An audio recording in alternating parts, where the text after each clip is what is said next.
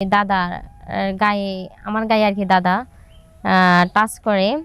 মানে ভাবছি কি এটা স্বাভাবিক যে মুরব্বী মানুষ, মানে যেহেতু ওনার বয়স হয়েছে সেক্ষেত্রে মানে উনি ওইরকম ভাবে হয়তো আমাকে টাচ করবে না, মানে ঘুমের ঘুমের মধ্যে হয়তো সে আমাকে হয়তো টাচ করছে, এটা ভাবছি।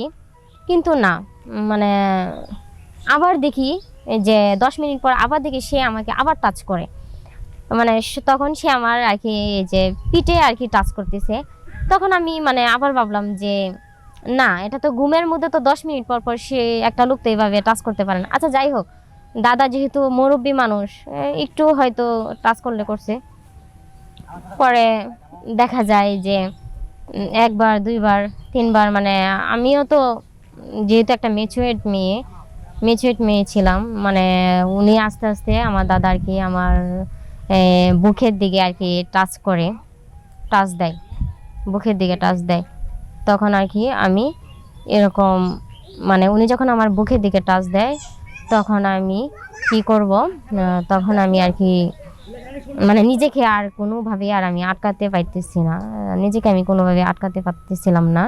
মানে তখন আমি মানে কি করব, একটা মেয়েকে যখন একটা লোক যখন মানে টাচ করে তখন সে অনেকভাবেই একটা একটা মেয়েকে যখন একটা পুরুষ যখন টাচ করবে তখন সে বুঝে, তখন তো অটোমেটিকলি আর কি মানে উঠটা যায়। এটা আমি আর বুঝাই বলতে পারবো না। আমি যে তুমি আপনার যারা শুনছেন তো বুঝতেই পারতেছেন যে আমি কোন বিষয়ে কথাটা বলতে চাইতেছি। সো দেখা যায় যে দাদা মানে যখন আমার আবার নাভিতে ধরে তখন মানে আমি নিজেকেও আর ঠিক রাখতে পারতেছিলাম না।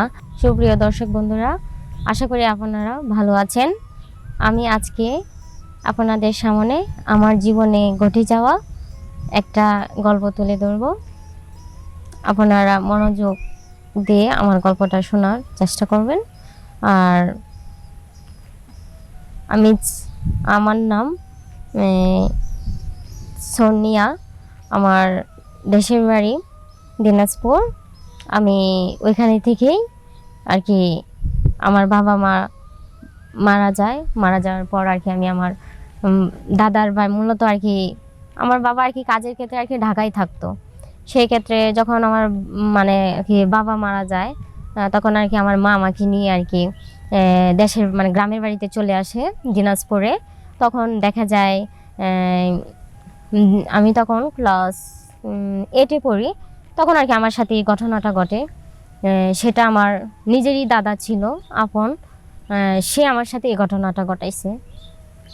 মূলত হয়েছে উনি আমার মা আর কি সংসারের কাজে ব্যস্ত থাকতো। আমাকে স্কুলে আসা যাওয়ার ক্ষেত্রে আমার দাদাই করতো, সব কিছু আমার দাদাই করতো। স্কুলে নিয়ে আসা যাওয়া, প্রাইভেট টিউশনি থেকে সব আমার দাদারকে আমাকে আমার সাথে আর কি যাইতো, আমার কাছে গিয়ে আর কি স্কুলে নিয়ে যেত আমার দাদা, প্রাইভেটেও নিয়ে যেত আমার দাদা। তো সেই ক্ষেত্রে দেখা যায় যে একদিন মানে আর কি হঠাৎ করে মানে আমার দাদুর বাড়িতে মানে আমার ফুপি আসে আর তার ছেলে মেয়েরা আর কি আসে। তো মানে আমার আম্মুর রুমে আর কি আমার ফুপি ঘুমায়, তার 3 ছেলে মেয়ে ঘুমায়। সেই জন্য আর কি মানে আমি তো তখন ক্লাস 8-এ পড়ি, যেহেতু আমার দাদার সাথে ভালো একটা সম্পর্ক ছিল, সেই জন্য যে আমার মা আর কি বললো যে দেখ সোনিয়া, এই তুই তো আজকে তো মেহমান আসছে, তা তুই তোর দাদার সাথে আজকে ঘুমিয়ে পড়। তখন আর কি আমি দাদার সাথে আর কি ঘুমোচ্ছিলাম। ঘুমানোর ক্ষেত্রে যে দেখি হঠাৎ আর কি দাদা গায়ে আমার গায়ে আর কি দাদা টাচ করে। মানে ভাবছি কি এটা স্বাভাবিক যে মুরব্বী মানুষ, মানে যেহেতু ওনার বয়স হয়েছে সেক্ষেত্রে মানে উনি ওইরকমভাবে হয়তো আমাকে টাচ করবে না, মানে ঘুমের ঘুমের মধ্যে হয়তো সে আমাকে হয়তো টাচ করছে, এটা ভাবছি। কিন্তু না, মানে আবার দেখি যে 10 মিনিট পর আবার দেখি সে আমাকে আবার টাচ করে। মানে তখন সে আমার আর কি এই যে পিঠে আর কি টাচ করতেছে। তখন আমি মানে আবার ভাবলাম যে না, এটা তো ঘুমের মধ্যে তো 10 মিনিট পর পর সে একটা লোক তো এইভাবে টাচ করতে পারে না। আচ্ছা যাই হোক, দাদা যেহেতু মুরব্বী মানুষ, একটু হয়তো টাচ করলে করছে।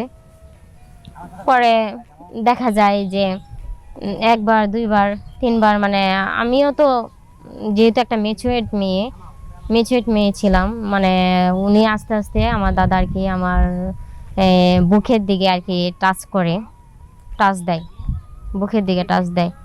তখন আর কি আমি এরকম, মানে উনি যখন আমার বুকের দিকে টাচ দেয় তখন আমি কি করব, তখন আমি আর কি মানে নিজেকে আর কোনোভাবে আর আমি আটকাতে পারতেছি না, নিজেকে আমি কোনোভাবে আটকাতে পারতেছিলাম না। মানে তখন আমি মানে কি করব, একটা মেয়েকে যখন একটা লোক যখন মানে টাচ করে, তখন সে অনেকভাবেই একটা একটা মেয়েকে যখন একটা পুরুষ যখন টাচ করবে তখন সে বুঝে, তখন তো অটোমেটিকলি আর কি মানে উঠটা যায়। এটা আমি আর বুঝাই বলতে পারবো না। আমি যে তুমি আপনারা যারা শুনছেন তো বুঝতেই পারতেছেন যে আমি কোন বিষয়ে কথাটা বলতে চাইতেছি। সো দেখা যায় যে দাদা মানে যখন আমার আবার নাভিতে ধরে, তখন মানে আমি নিজেকেও আর ঠিক রাখতে পারতেছিলাম না। মানে দেখি যে দাদা আস্তে আস্তে আর কি আমার কাছে আসলো, উনি আমাকে জড়ায় ধরলো, আমিও ওনাকে জড়ায় ধরলাম। নিজেকে আর আটকায় রাখতে পারতেছিলাম না, আহ, নিজেকে আর আটকায় রাখতে পারছিলাম না। তখন তখন সে আমাকে মানে যে আমাদের মধ্যে একটা শারীরিক সম্পর্ক হয়ে যায় দাদার সাথে। মানে সে যে বয়স্ক ছিল, সে যে 70 বছরের একটা বয়স্ক লোক ছিল, কিন্তু তার সাথে মানে ফিজিক্যাল রিলেশন করার পর বুঝতে পারছি যে সে 21 বছরের যুবকের চেয়েও বেশি। সো আমি এটাই বুঝাইতে চাইতেছি যে এই গল্পের মধ্যে আমি এটা বোঝাইতে চাইতেছি যে আমার মতো আপনারা কখনো মানে মেচুয়েট মানে মেয়েদেরকে কখনোই এই দাদা হোক, বাবা হোক, অথবা চাচা হোক, মামা হোক, কারোর সাথেই মানে থাকতে দিবেন না।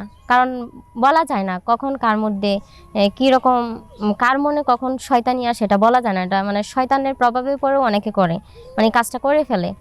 মানে যে কাজটা মূলত আমার সাথে হয়েছে, মানে আমার আমার জীবনে যেটা আর কি হয়েছে, আমি এই গল্পটাতে এটাই বুঝাইতে চাইছি, এই যে কখনো আপনারা মেচুয়েট মেয়েদেরকে, বাচ্চাদেরকে কখনো দাদা অথবা চাচা মামা ওদের সাথে রাখবেন না, তাহলে আমার মতো আপনারাও একই ক্ষতি হবে।